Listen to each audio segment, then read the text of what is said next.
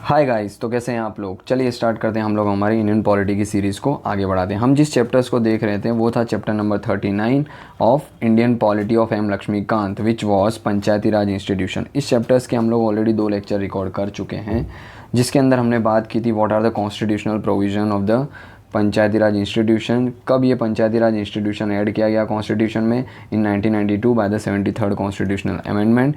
इसके बाद हम लोगों ने बात की थी कि वेरियस कमेटी रिकमेंडेशन में कौन कौन सी कमेटी थी डिफरेंट टाइम ड्यूरेशन में जिन्होंने ये पंचायती राज इंस्टीट्यूशंस के बारे में क्या क्या रिकमेंडेशन दी थी, जिसमें से बलवंत राय, अशोक मेहता, LM सिंघवी और गाडगिल कमेटी मोस्ट इंपॉर्टेंट थी।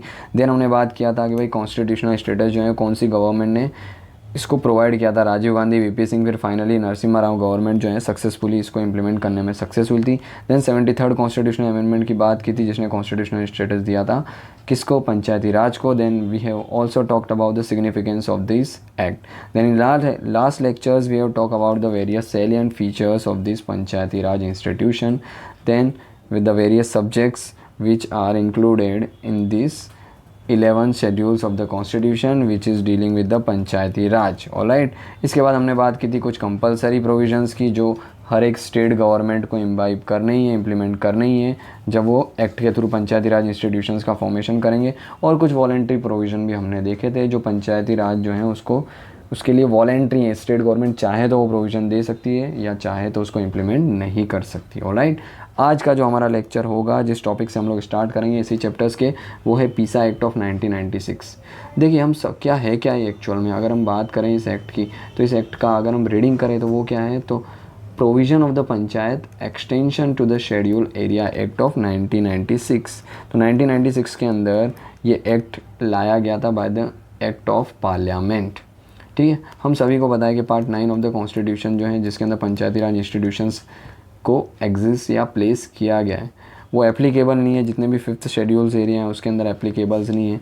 इसके अलावा भी पार्लियामेंट के पास पावर होती है कि इनके अलावा भी कुछ और ऐसे शेड्यूल्स एरिया हैं, ट्राइबल्स एरिया हैं, उनके लिए पार्लियामेंट क्या कर सकती है, by the act of the parliament क्या कर सकती है, ये जो पंचायती राज इंस्टीट्यूशन है जो 1992 में ऐड किया गया था इसके प्रोविज़न में सर्टेन मॉडिफिकेशन कर सकती है depending upon the local community और the tribal socio economical cultural values, उसको ध्यान में रख के उसके अंदर थोड़ा मॉडिफिकेशन किया जा सकता है। जो मॉडिफिकेशन पार्लियामेंट ने किया 1996 में एज अ पीसा एक्ट, ठीक है, panchayat extensions of the schedule area act of 1992।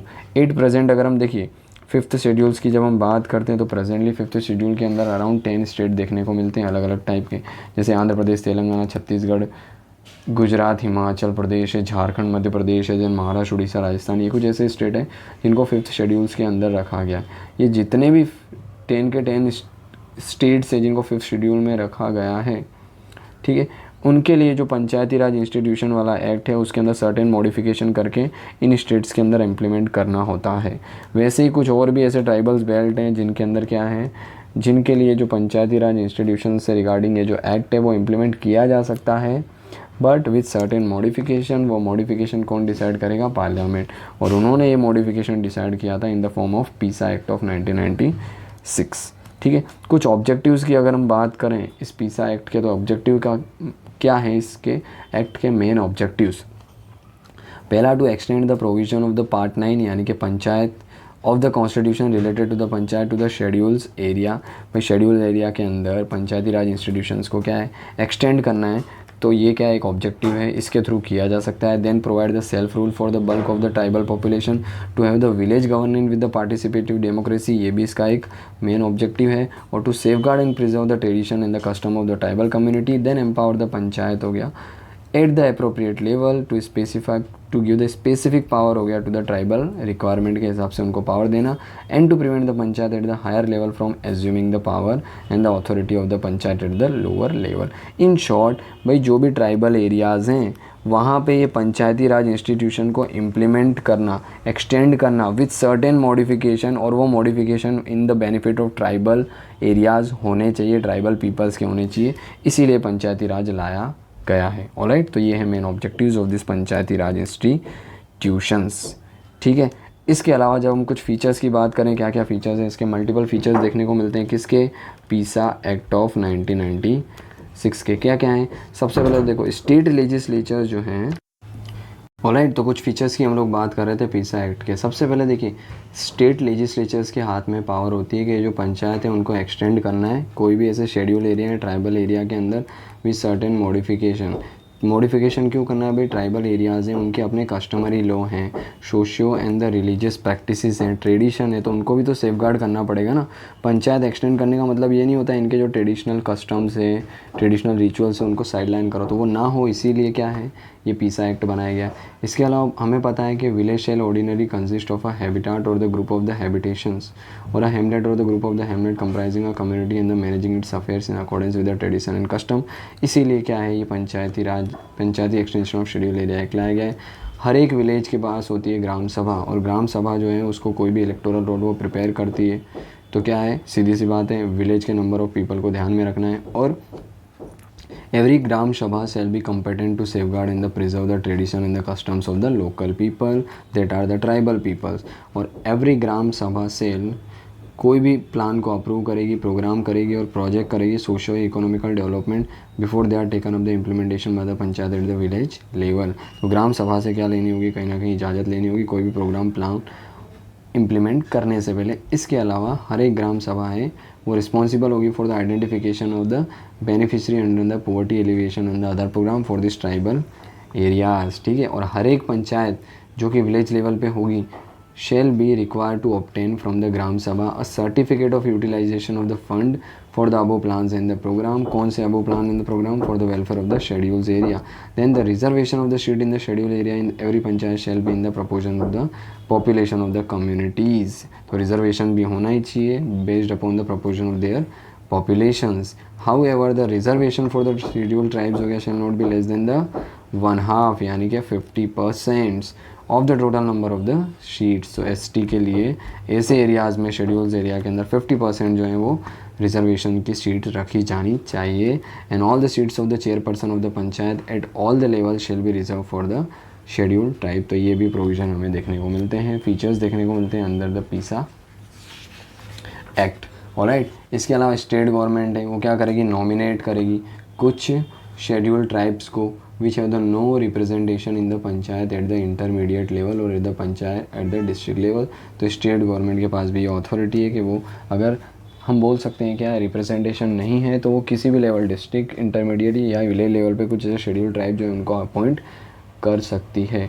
लेकिन ये जो नॉमिनेशन होने वाला है shall not exist the 1/10 of the members to the elected in the panchayat. 1/10 से ज़्यादा ये मेंबर नहीं होने चाहिए जो आउटसाइडर हो सकते हैं। इसके अलावा ग्राम सभा और the panchayat at the appropriate level shall B consulted before making the acquisition of land in the schedule area for the development project. ये तो होने वाला है, ग्राम सभा से मैंडेटरी कंसल्ट करना पड़ेगा अगर आप कोई भी शेड्यूल एरिया के अंदर लैंड कंसफिस्केट कर रहे हो यानी कि ले रहे हो तो ग्राम सभा से आपको कंसल्ट करना ही पड़ेगा। इसके अलावा कोई भी प्लानिंग है, मैनेजमेंट है, कोई भी माइनर वाटर बॉडीज़ का शेड्यूल एरिया के अंदर तो शेल बी इंटरेस्टेड हो गया to the panchayat at the appropriate level. Panchayat से वो हमें परमिशन लेनी होती है। Then the recommendation of the gram sabha और the panchayat at the appropriate level shall be mandatory for the grant of the proposing the licence of mining of minor और major mineral. तो ग्राम सभा से लाइसेंस लेना, परमिशन लेना कंपलसरी है। इसके अलावा प्रायर रिकमेंडेशंस होनी चाहिए किसकी, ग्राम सभा की और द पंचायत की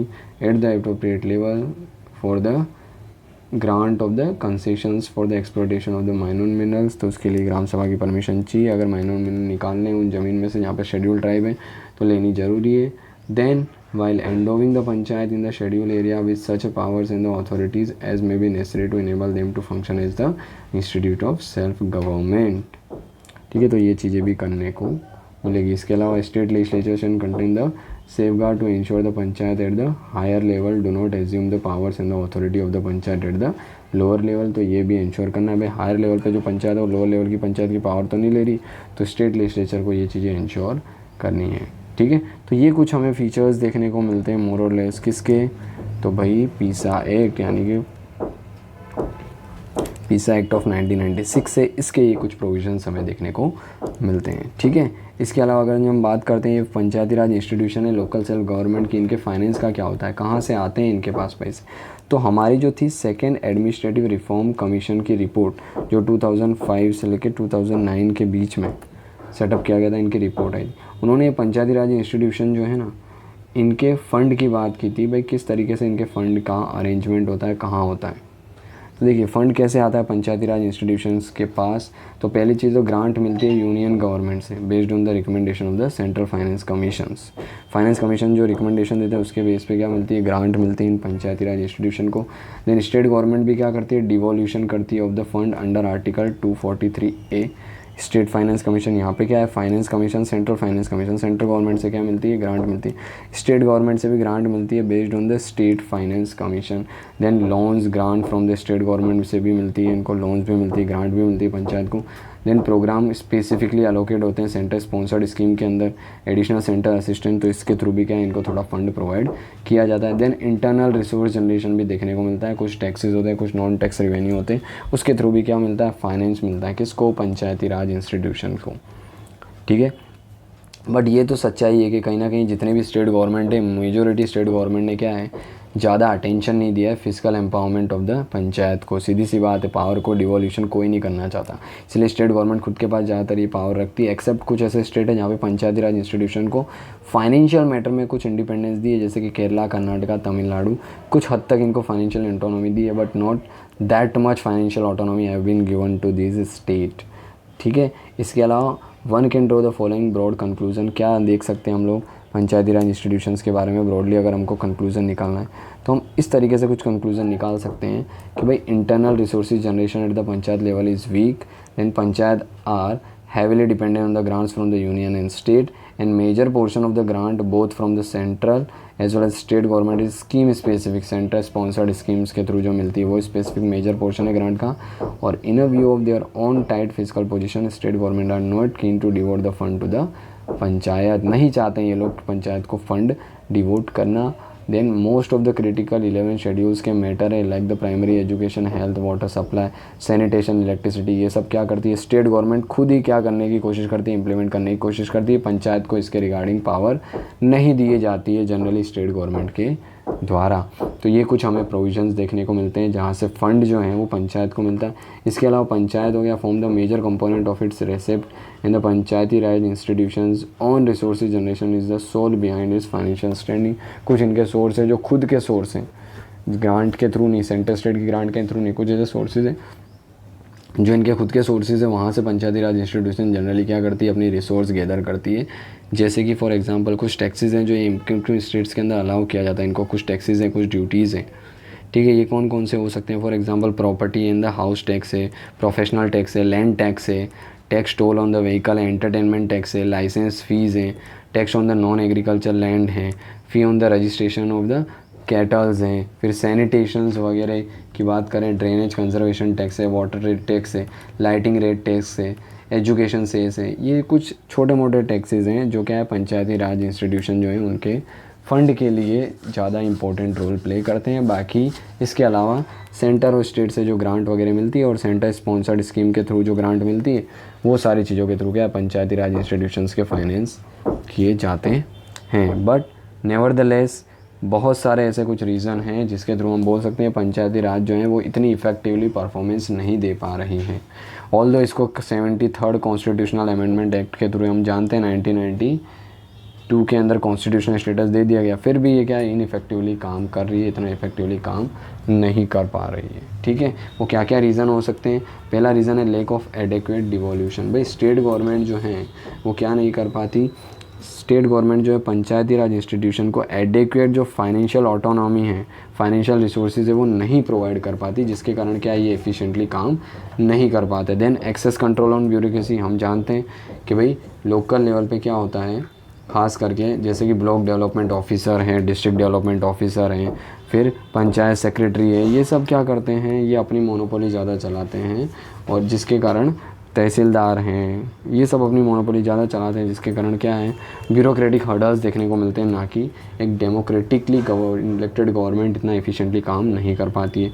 time nature of the fund, अभी हमने देखा कि भाई सीधी सी बात है सेंटर और स्टेट से फ़ंड जो है वो ग्रांट के फॉर्म में आते हैं जो मैंडेटरी नहीं होती है। अब ग्रांट के फॉर्म में आएंगे तो क्या है फ़ंड नहीं होगा, जो लोकल लेवल पे जो जनरल थोड़े बहुत टैक्सेस जो हैं वो इम्पोज करके फाइनेंस प्रोवाइड किया जाता है, बस वही नेचर ऑफ फंड है जिसके कारण फ़ंड नहीं होता और इनफेक्टिवली परफॉर्म कर पाती है क्या, panchayati raj. Then dependency on the government funding, ये तो है ही क्या, वो review of the money receive in the own source fund हो गया, show the overwhelming dependency of the panchayat on the government funding, वो तो देखने को ही मिलती है। Over dependency on the state and the central government, the reluctance to use the physical power. An important power developed हो गया to the gram panchayat is the right to levy the taxes on the property, business, market, fairs and also service provided हो गया like the street lighting on the public toilet, इन सब पे taxes लगा सकती है। बट बहुत ज़्यादा हमें इस तरीके के टैक्सेस पंचायत इम्पोज करती हो ऐसा नहीं देखने को मिलता है, इसीलिए रिलेक्टेंस है, वो रिलेक्टेंस होते हैं कहीं ना कहीं, यानी कि कतराते हैं, कहीं ना कहीं डरते हैं ये सब फिजिकल पावर जो है इम्पोज करने से, टैक्सेस इम्पोज करके कलेक्ट करने से, जिससे वो इफिशिएंटली परफॉर्म नहीं कर पाते। Then status of the gram सभा हमें पता है बहुत ज़्यादा इफ़िशिएंट नहीं है, ग्राम सभा को एम्पावर इतना नहीं किया गया है, खास करके ट्रांसपेरेंसी, अकाउंटेबिलिटी नहीं देखने को मिलती है। स्टेट गवर्नमेंट ज़्यादातर पावर अपने हाथ में रखने की कोशिश करती है, जिससे क्या है ग्राम पंचायत को, वो ग्राम सभा को ये पावर डिवोल्यूट नहीं करती है, जिससे उसकी इनएफिशिएंसी देखने को मिलती है। Then creation of the parallel bodies की, कोई बहुत सारे ऐसे स्टेट्स है जिनके क्या अंदर क्या है ऐसी डेवलपमेंट ऑर्गेनाइजेशंस बना दिए गए पैरेलली, और उनको ज़्यादा एम्पावर कर दिया गया, जिसके कारण ये पंचायती राज इंस्टीट्यूशन जो है वो क्या है बहुत इफिशिएंटली काम नहीं कर पाते। ठीक है, ऑफन पैरेलल बॉडीज़ बना दी जाती है पंचायती राज के, हम बोल सकते हैं इक्वली काम करने के लिए, जिसके कारण क्या है पंचायती राज जो है वो बाईपास कर दिया जाता है, उनको ज़्यादा इतना पावर डिवॉल्व नहीं किया जाता है। और पुअर इंफ्रास्ट्रक्चर तो एक बहुत बड़ा क्या है इशू देखने को मिलता ही है पंचायत लेवल पे।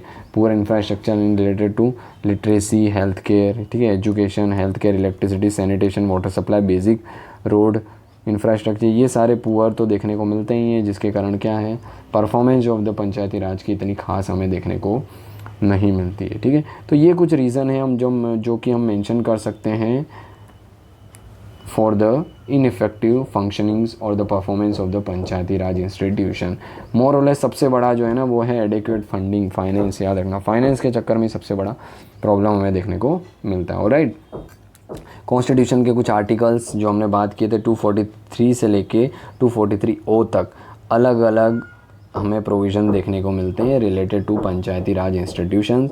आपको पता होना चाहिए कि आर्टिकल 243 से लेके 243O तक ये पंचायती राज इंस्टीट्यूशंस के बारे में बात की गई है। जैसे 243 के अंदर डेफिनेशन, 243 में हम gram sabha, then constitutions of the gram sabha, composition, reservation, tenure, disqualification and so on.